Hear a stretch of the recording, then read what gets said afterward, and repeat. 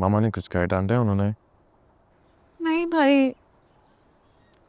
फिर आंटी की बुला ले, क्या करके आई हो? वो मैं लेंस लगाने की कोशिश कर रही थी। लगा नहीं सकती तो फिर कोशिश क्यों करती हो?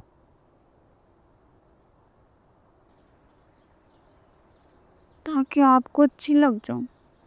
मगर मैं आपको अच्छी लगती ही नहीं हूँ। अच्छी लगती हो, सही हो। ये सब नहीं किया कर, इसका कोई फायदा नहीं है। सच्ची। हाँ, और थैंक यू कल के लिए, मैं सच में भूल गया था। मैं तो नहीं भूलती।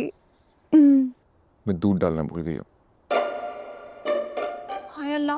आप कॉफी दूध के बगैर नहीं पीते? नहीं पीता। मैं भी डाल नहीं, लाती हूँ। छोड़ दो।